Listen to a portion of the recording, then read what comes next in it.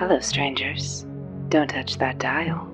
You've tuned in to Neon Static, where every week I bring you one true, scary story you won't find anywhere else. I am your host, Viola, and today's story is right in line with the weather. Camping. Wandering around in nature.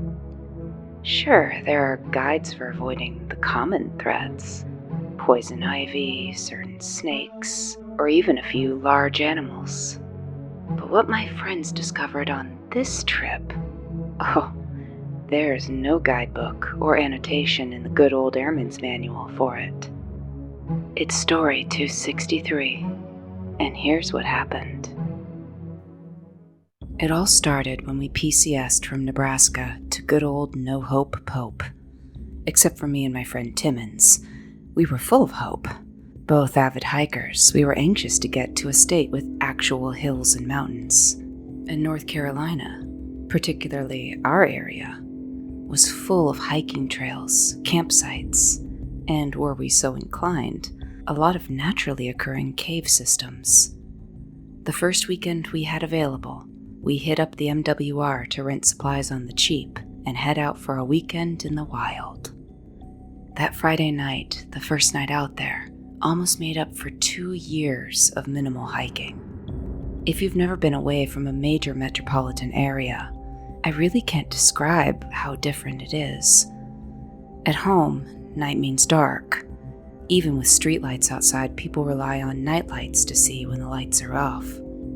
But out in the woods, starlight is a thing. The sky glows, and at its darkest, it's only a velvety matte gray. It was awe-inspiring. As I leaned back, the coals of our campfire guttering into embers at my feet, I truly felt alone and small as a speck in the universe. All the petty nonsense of work, forms to file, CBTs to log, they all fell away. It was an escape in every sense of the word. The next day, we broke camp and decided to hike further in. The trail we picked initially was rated easy. This was owing to Timmons and my time away from the sport. But Saturday we were feeling so good, so sure of our old instincts coming back, that we did one of the two things you never, ever do. We rambled off the trail we'd picked. The path forked. The path on the right, our chosen path, was wide and heavily foot-trafficked. The left fork still had the semblance of footsteps smashing down the grass and bearing dirt. But there were rocks overgrown with moss, leaf fall, just a lot of signs of disuse. Timmons and I started down it, and for the first mile it seemed easy. Too easy. We laughed and joked about the wildlife. How you can tell a brown bear by it getting scared away by bells, a black bear by hitting it with pepper spray, and a grizzly by how its poop smells like pepper and has bells in it. Kind of whistling by the graveyard, but everything was going so well, we felt confident enough to make those kind of jokes. But then the path got a little rocky. There were sudden drops that required us to either jump for patches clear of roots rioting across the ground, gnarled and itching to trip us. A couple of rock faces that even required we turn and scramble down, using crumbly dirt shelves as toeholds. I felt that sort of heart-skipping moment a couple of times, as the ground would give way, making my stomach flop as I tried to calmly yet quickly jam my toes in further, or find another little crevice to jam it in. But we ended up making it down with no other issue. The other problem was, well, our location. See, we may have wandered away from the trail, but we had a map, a compass, and land nav classes between us. We weren't that stupid. We'd stopped a few times to refer to the map and compass. Timmons and I agreed we'd been moving due east instead of northeast. There should, from our calculations, be a stream running north-south about 4 miles into our hike. Yet as we walked, marking our best guesses on the map in little pencil ticks, we'd gone miles beyond, and still no stream. The only rational explanation was that we'd veered off and were moving more south than expected, yet our compasses showed due east. Timmons looked unconcerned, and I was playing cool like him. But deep down, as the sun rose high, and then began its gentle slope into sunset, and still no stream, a low buzz of worry began to settle in me, distracting me. Which is probably why, on the next surprise dip, I fell. It wasn't the worst fall, but bad enough that I felt my teeth click together hard as I stumbled and fell forward, my rucksack adding momentum and smashing me hard, face first, into the dirt and rocks. From behind me, I heard Timmons cry out, asking if I was okay. I saw stars, but I shook them off, turning to see what had caught my boot and forced me to fall, and my eyes fell on a gaping black hole. I'd stumbled over the mouth of one of the many caves in the area. I groaned something to let Timmons know I wasn't dead. He was scrabbling down the side of the cave entrance now and came to help me up. I tasted copper. I realized that as my teeth had clashed together, they'd bashed into my lips when I face planted, and now my mouth bled. But even as I wiped at my mouth, I couldn't bring my eyes away from that yawning cave mouth to even check how much blood was on my hand. Timmons followed what I was looking at and let out a low whistle. He stood, took a step towards it, as though he thought I was staring into it because I wanted to check it out. But I put a hand on his arm and stopped him, telling him to instead pull out the map. We rechecked it, and it was obvious that either we'd wandered way off course, or this cave mouth was unmarked. That low frisson of nerves was starting to jangle in me, competing with the onset of the ache on my elbows, knees, and face from my fall. I suggested we find a clear spot to make camp, and the next morning head due north. Timmons agreed, and then with a half smile cocked his head at the cave entrance. Well, that looks pretty clear. Who wouldn't get rained on? I had to laugh. The cave nearly killed me, and here's Timmons wanting to go in. But he was right. The humidity in the air felt thick.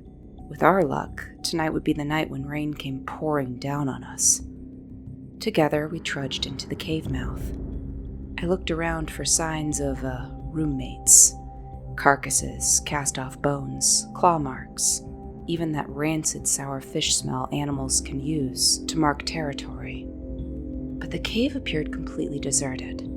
The dust on the floor was thick and undisturbed, and the smell, while not exactly pleasant, dank like old moss and mushrooms, it didn't give off a sign of wildlife. We parked our stuff in the mouth of the cave so the fire we made would send its smoke outside. We set up and cracked open our trail supplies.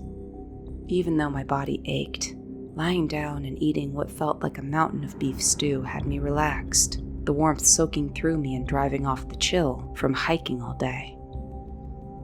We changed out of our clothes, taking a hot spot only shower with cleaning wipes, and Timmons said he would take the compass out once it got full dark, and make sure by the few constellations he knew that the compasses were true. It sounded smart. Everyone knows the North Star. Humans have been navigating by it since the time of boat voyages. I agreed to come with him to check it out. Then we laid down to await the full dark of night. And I was dead asleep in seconds. So fast that, when I opened my eyes, it felt like a long blink. I didn't wake up. I was just there, awake, completely wide awake. The blanket of stars outside was back. Any cloud cover promising rain had cleared out, and the light was ambient, murky gray. I stared out at the moon. It was full like a searchlight shining back down on me. And then my eyes drifted to Timmons. Or rather, where Timmons should have been. Because as my eyes focused on the rumpled sleeping bag, the ruck next to it halfway pulled up as a makeshift pillow, his short push-broom spike of blonde hair wasn't poking up from the cover of his bedroll. I sat up and scanned further. With that low buzz of tension beginning to chainsaw through me, my eyes confirmed that the bedroll was flat and empty. Timmons was gone. I scrambled up and out of my sleeping bag. I'd undressed mostly, and now just wore thermal underwear against the chilly night. I took a step towards his bag, towing it, hoping against hope that my eyes just weren't focusing. My depth perception was diminished by the dark. or that hard hit I'd taken to the dome. But he was gone. I turned and looked down the cave. It was dark pitch black down there, and as empty as it was, I would have heard echoes of movement, rustling if he'd headed down there. But I knew. The sound was silent. The cave was empty, save me and my breathing that was starting to come out harder, like I was winding up to sprint. He hadn't gone down there, no way. I turned instead to the left, to outside the cave. Maybe he'd gotten up to check something. Then it hit me. The stars. I remembered our conversation, which seemed to have happened only minutes ago, so deeply had I been out. But why didn't he wake me? Because we were going 2 for 2. The other thing you never ever do when hiking is split up and leave people alone. I felt dumb as hell. We'd already wandered off course, and so concerned was I in not panicking and acting like all was chill that we might have hiked off even farther than if I'd spoken up and insisted we backtrack. And now here I was, alone in a cave not shown on a map, and Timmons had left me alone. A cautionary tale they literally tell us about in tech school. What if something happened? What if he fell? It's easier to blame, to be mad than to take ownership of your own messes. And while I pulled on boots, too distracted to grab more, I funneled all my discomfort onto my friend. I was going to tromp out and find him and absolutely let him have it. Having that plan made me feel like I was back in control. I was grimly smiling as I stomped out of the cave and back into the woods, the ground beneath my feet going from hard rock to soft loam. I turned this way and that. Beyond the cave, the ground continued to descend downwards. The sky was hazy gray, and I could see the individual leaves, frozen, still, as asleep as I had been. I turned back to the cave mouth and scanned above it. We'd been trekking across a ridge that from this vantage point looked like a cliff. No wonder I'd fallen. And there, silhouetted against the starlight, was Timmons. Hey, Tims! What the hell, man? I called out. But the silhouette didn't move. I jumped a bit, waving my arms, thinking maybe the sound didn't carry. But it should. It's not like there are any other sound, I thought. But it hit me a beat later. There were no other sounds. Just as starlight is magnified in the wild, far from streetlights and buildings, the woods magnifies the sound of, well, the world. Little critters wandering around, birds calling out, lonely, their songs always in minor key, wanting, insects scuttling and chirping. But as I stood there, I realized the silence of the cave had followed me outside. The woods were just as hushed, completely. Not so much as a leaf rustled. I even fumbled at my ears. It reminded me too much of sound-canceling headphones, but my ears were bare and unplugged. I swallowed, clicking my throat to clear them, but there was nothing to hear. The woods were silent, and at that, my eyes caught movement on the cliff. Timmons was moving now. Turning, I thought. I waved one arm above my head, now feeling like maybe making noise wasn't such a good idea. And he seemed to agree, because I saw him raise one of his own arms, swooping it above his head in a come here motion. I began moving. I climbed up around the side of the cave's mouth, the same way Timmons had come, then began trudging back up the trail, my eyes fixed on him. I was still irritated he'd left without waking me, and now that the world around us seemed to be on mute, my every move, rustle of clothing, sounded too loud. My nerves were banging in my head, doing nothing for a dull headache I'd figured I'd have. I looked back up to Timmons. He was still waving his arm, beckoning me. But as I walked, something else was starting to feel off. Depth perception. It was night, and maybe I had hit my head. But as I approached Timmons, the scale of him, of his silhouette, the stars of the sky behind him obscuring his features, it just seemed off. Timmons was only a few inches taller than me, but as I took in the distance between us, I stopped cold on the trail. From his relative size when I'd been standing down by the cave, I should have reached him by then. Yet he was still yards and yards ahead and above me. And already he was looking bigger, taller, than he should. For him to appear that tall, this far away. My mouth opened, and in a voice that normal wood sounds would have muffled, my tongue tripped out. Timmons? The shape continued to wave its arm. An arm that, given the scale, given how my eyes were adjusting, reading the ground between us, it looked to be about 5 feet long. Paulson! I whirled around, because that was Timmons' voice, but it was coming from behind me. He continued, Paulson, where you at, man? You can't wander off. Hold up. As though I was in slow motion, I turned back to the cliff, my eyes feeling impossibly wide. The figure up on the cliff was no longer waving. Its arm was held aloft, upright, slowly coming down.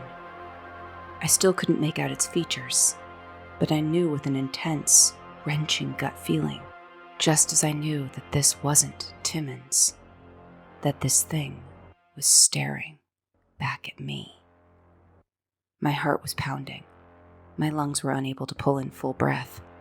Yet, as I faltered back, my body already deciding to run back to the voice I knew, my friend's voice, I cried out, a low scream, a shriek of surprise and terror, because that wasn't my friend.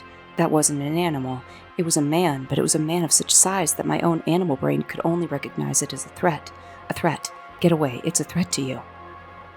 And in a sick Simon Says mockery, the thing up on the ridge echoed my shriek back at me. Only this was lower, growling, a bandsaw ripping through a board, hitting nails in its metal teeth. That settled it. The thing looked human. Its silhouette did, if freakishly long. But that sound was purely something else. Something animal. Something angry. That's the moment I lost all my cool. Completely lost in fear, I turned, screaming out, Timmons! Timmons! As I ran back down the hill. I leapt down the embankment.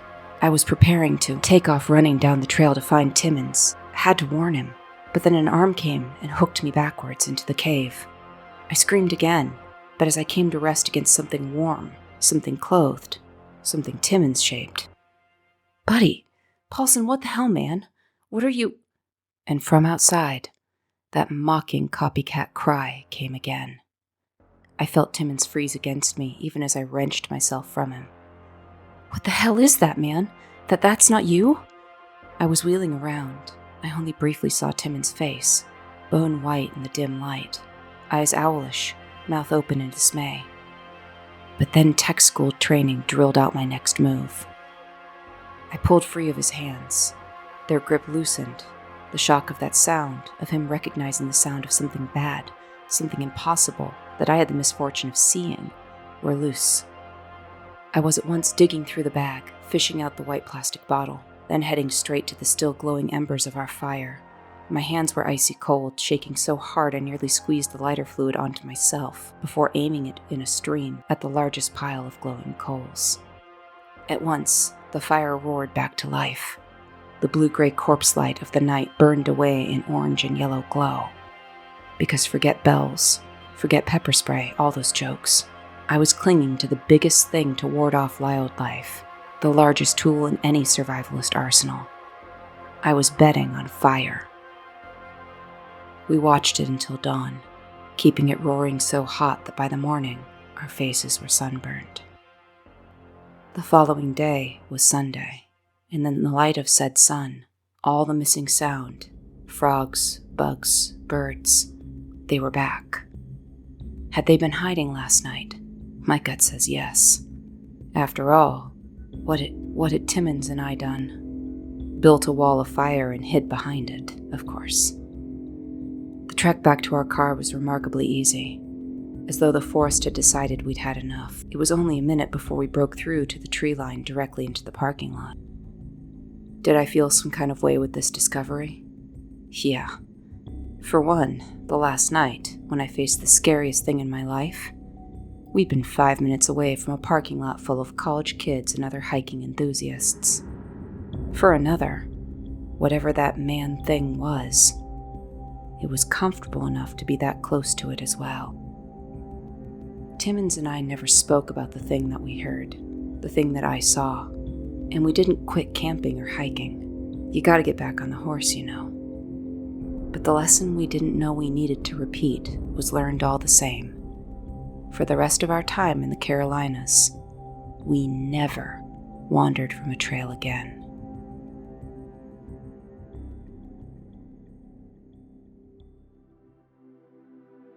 Story 263. Now, I'm a big fan of the great indoors.